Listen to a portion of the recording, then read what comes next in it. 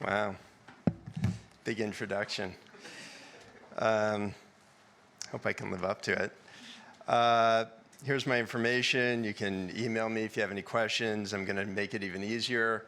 If you want to, instead of raise a glass, raise your phone, you could scan that. You get every one of my slides. And hopefully that helps you, because I'm not going to read off every code. That makes for a super boring lecture. But I've been practicing for 25 years, and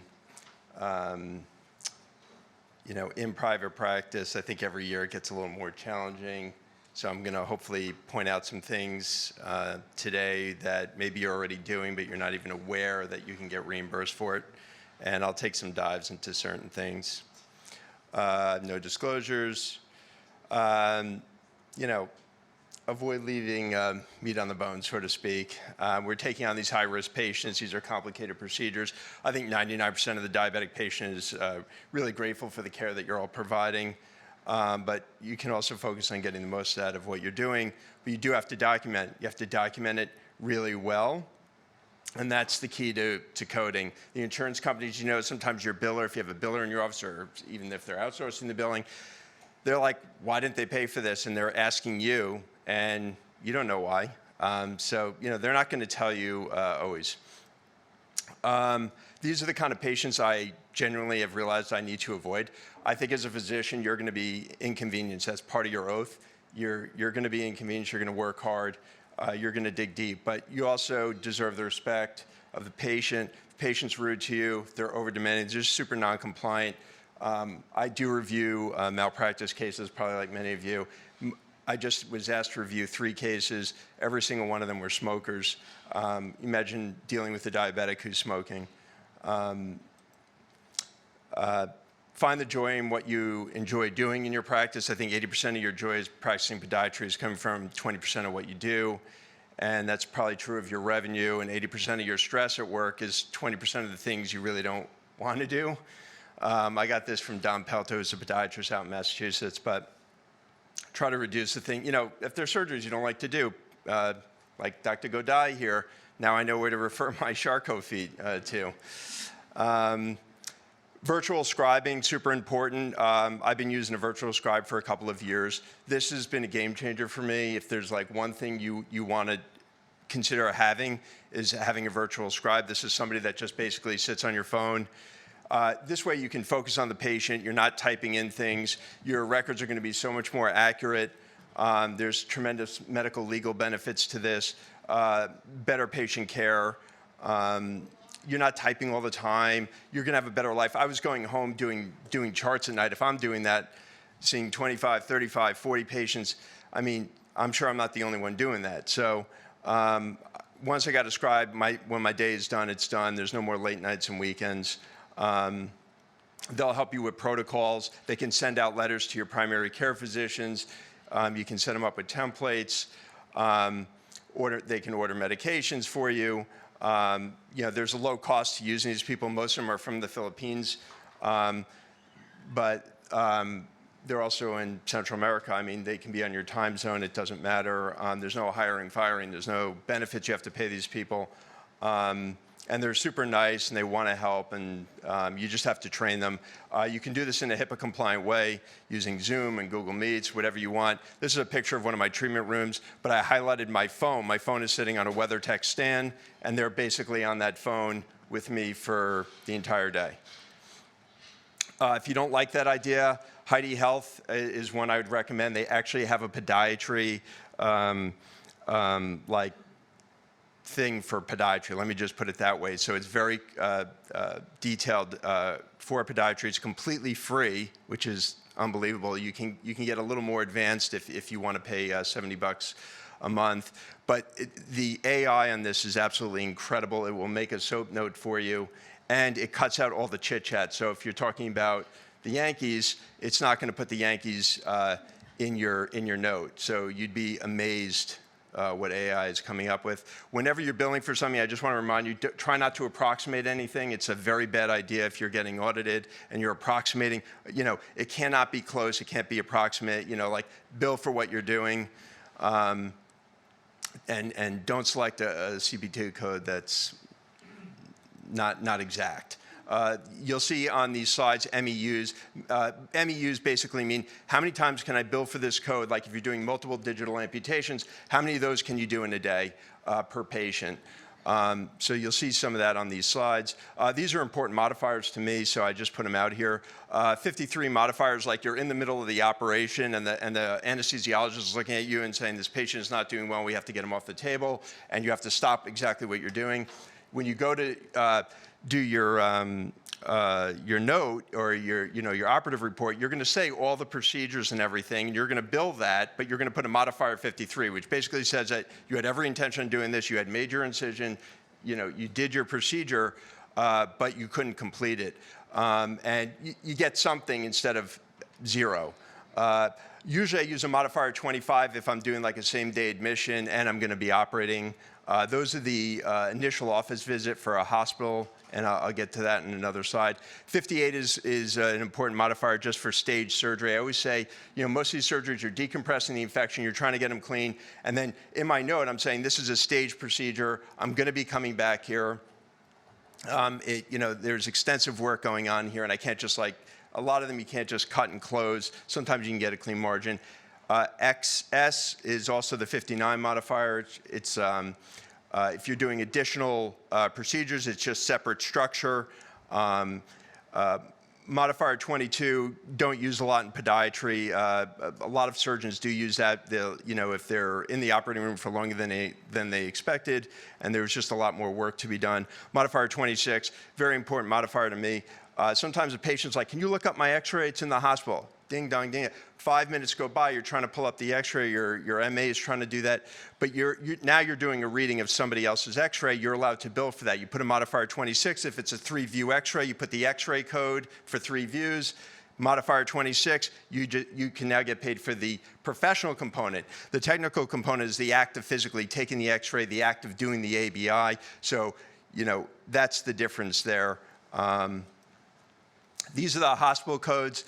Initial office visits, or hospital initial visit 99221 or 222 or 223, just depending on the extent, the time that, what is going into your note and what it is that you're doing. If you're doing follow-up visits in the hospital, it's a 9922, 231 or 2 or 3, just depending. Remember, place of service is 21.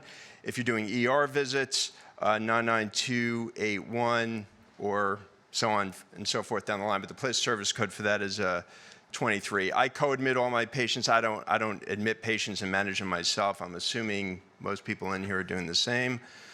How about a telephone call? I mean, how many times you get these pink slips left on your desk, from your office, and there's like 5 of them there, and you're like, oh, I'm so mentally exhausted and drained. Now I got to start returning calls. Well, guess what? You can get paid for that now. You can actually get paid. It's not a face-to-face visit.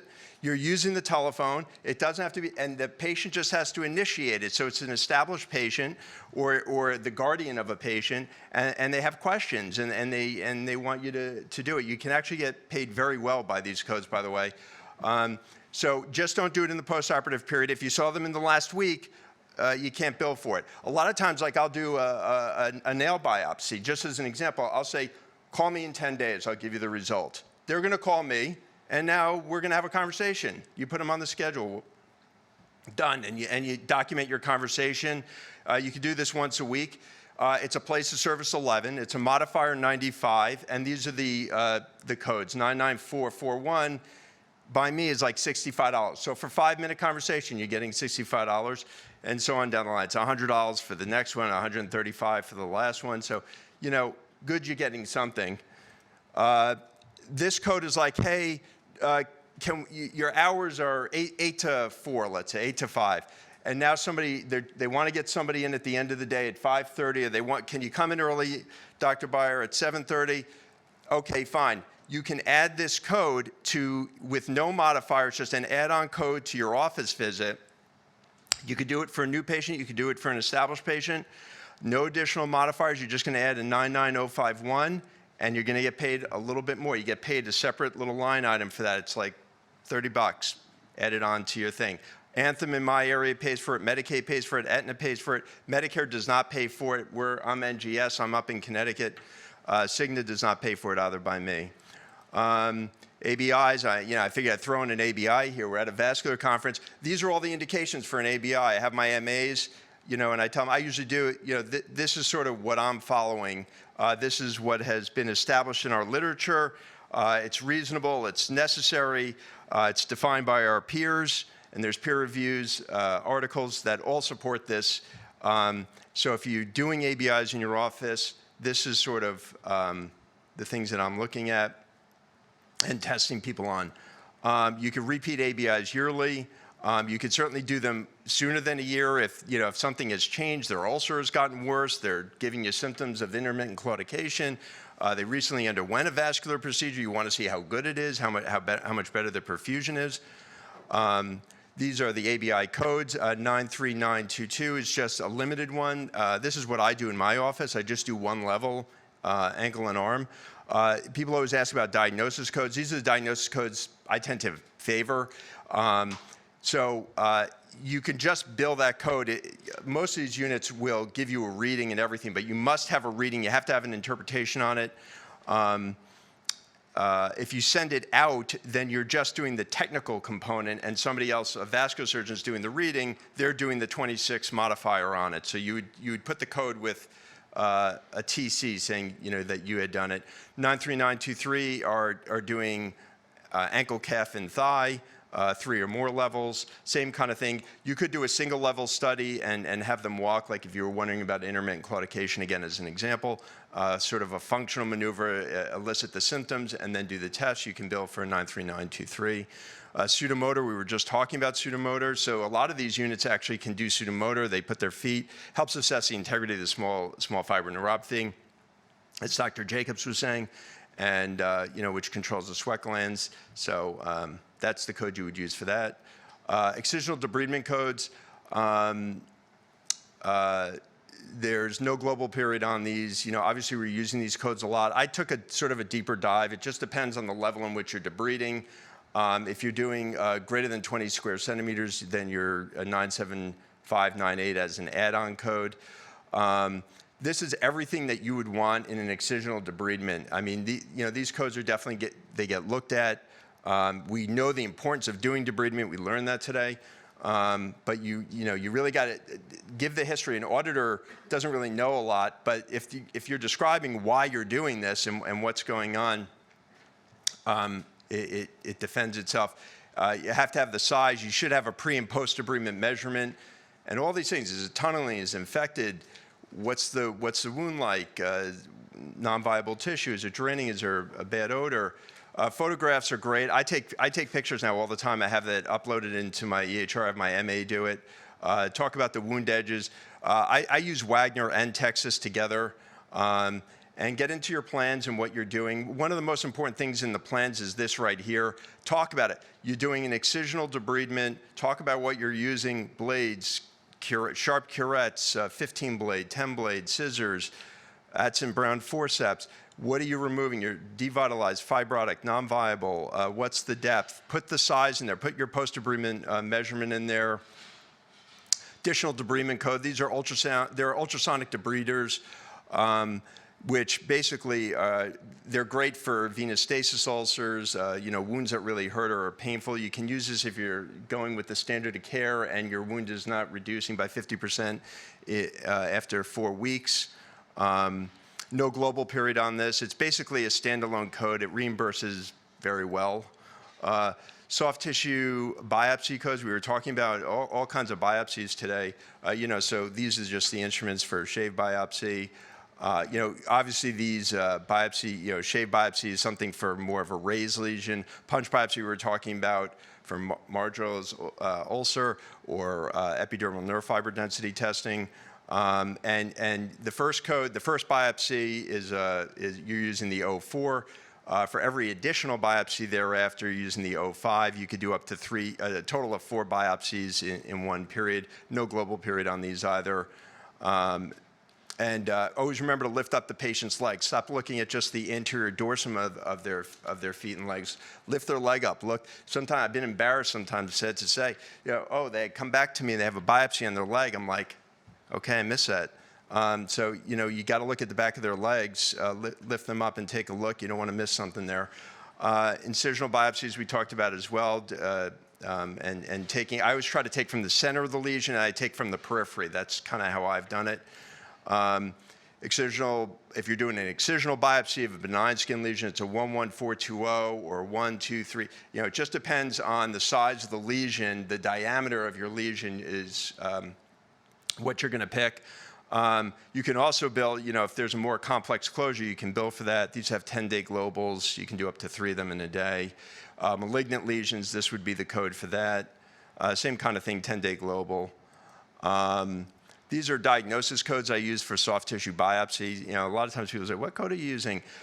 Soft tissue biopsy, sometimes, I try to bill them when I do them. Some people will say, wait, get the pathology report, because you don't know if it's malignant or benign, and that could change your coding. So if you want to do that, you hold that on the side. I can't say I always do that, but some people might. Bone biopsy codes, we were using the 20240 all the time. This is when you're typically in the operating room, it's open. You're at least going to take 2 samples because you're going to take a sort of your first margin and then a second margin. You might have multiple margins. You could do up to 4 of these. Jam sheeting needles, a little less invasive, might be done in the office. Obviously, could be done in the OR too. If you're going to biopsy the tibia, the fibula, 20245. These are all the IND codes that you could do. There's even a postoperative IND 10180 to be aware of. Injection codes. This is the 20612 is your code for aspiration for a ganglion cyst. I think there's sometimes confusion about, are you doing a fine needle aspirate or are you doing this? Technically, this is what we're doing. We're just sticking a needle in there. It's not a fine needle aspiration. Arthrocentesis with ultrasound, is it gout or are you aspirating a joint or you're going to inject into a joint? You can do it without ultrasound, with ultrasound, 20604. And for the ankle, you can do a 20605 and with ultrasound, a 20606. Tenotomies, it's like tenotomy galore. Which code am I going to use here on a tenotomy? If you're doing it percutaneously, like digital tenotomies, we do right in the office with an 18-gauge needle, 28010. You could do up to 4 of those. If you're going to do multiple tendons, maybe you're doing both flexor tendons at 28011. Open tenotomy of the foot is a 28230. You're doing open tenotomy of the toe, it's a 28232. You can do up to 6 of those. So these MUEs are telling you how many you can do. These all have 90-day global periods. You got to use your T modifiers if you're doing them on toes. Obviously indicated for ulcerations of the tip, distal tip of the toe. This is a great procedure if you're not doing this. A 28230 open tenotomy of the foot. This is one I was just talking about. How many times do we see this ulcer underneath the first metatarsal? I don't know how many of you are doing this. This can be done right in the office. You can ambulate them right after you're doing it. Just put them in a cam boot. But perineal longest tendon, you just make sure you're grabbing the right tendon. That's going to sit more posteriorly, as you all know. And pull on that tendon. Make sure the first metatarsal's plantar flexion when you do it. Extensor tenotomies, open tenotomies, 28234.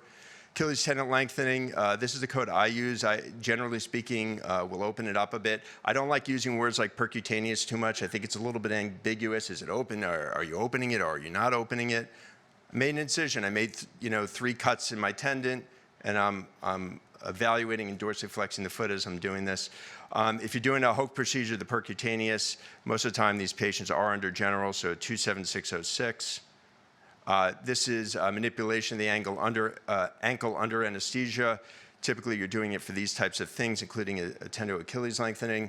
How about the dreaded hallux ulcer that we all have to deal with? How about doing a fasciotomy? This is a great code for selective plantar fasciotomy. So just watch out for your, that's what's in pink there, your FHL. The delayed primary closure. You cleaned out the infection, and now you're going to go back, you're going to close everything up. I love the 13160 code. It's a code I just use a lot. Sometimes you see patients with lacerations. The 13132 is when I use that. Rotational flaps, toe fillet flaps. Sometimes you're going to sacrifice a toe just to close a wound and not leave a fifth toe hanging in the balance. So a fillet toe flap is a 14350. Your split thickness skin graft codes. Dermaclose is just a product. It's a tissue expander. You know, all the skin is destroyed. You got this big open wound. These are great products. And you know, this is the code you would use, a 11960. Usually you have to bring it back to the operating room to remove it.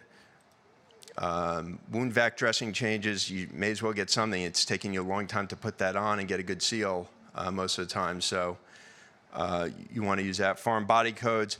It's interesting. They consider a foreign body if you put an implant and the implant breaks. They're telling you that's actually a foreign body, not an implant. So usually if it's a wire or pin, things that are superficial sticking out of a toe, I would not use a 20670. I don't think that's legit.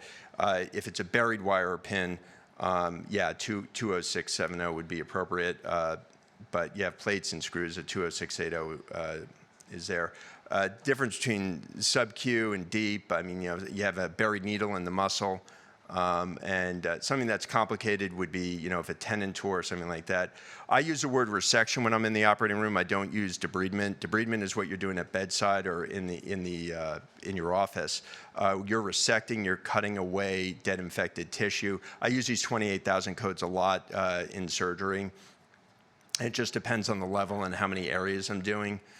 The 2805 is really your abscess, your osteomyelitis. You're cutting away in these things. You know, you talk about how there's pus in the bone and things like this. And these are just all additional codes. So I'm not going to go through all these, but amputation codes, they're all broken out for you there. And it's also telling you, I've also written here how many you can do in one time. Chopard codes for surgery. Antibiotic beads, this is something that's a little bit newer, so you may want to take a look at that and where you're putting the antibiotic beads. Are going to pay you for making these beads. So putting them in the subfascial area, or are you putting them in the bone marrow, or are you putting them in the joint? This is a really interesting product. I don't know if anybody here is using this, but it basically fluoresces wounds, and Medicare will reimburse you for this. It's a way of getting an immediate answer to see if there is bacteria in the peri-wound. And you can actually even fluoresce this in real time. You just turn the lights off in your room. If you don't have any windows, it makes it a lot easier. Otherwise, they give you this bag to put over it. It fluoresces red or green for Pseudomonas. Most things are red. And it's telling you if your peri-wound has an infection or not. This unit also will measure the wound for you and tell you the actual size, length, and depth of the wound. These are the codes. They have a T after them because they're class 3 codes. They're sort of like what they call temporary codes. In 2026, they'll probably have a solid code for this, but Medicare is currently reimbursing for it. These are the different codes for casting, splinting, uniboots, short leg cast or short leg cast with a walker.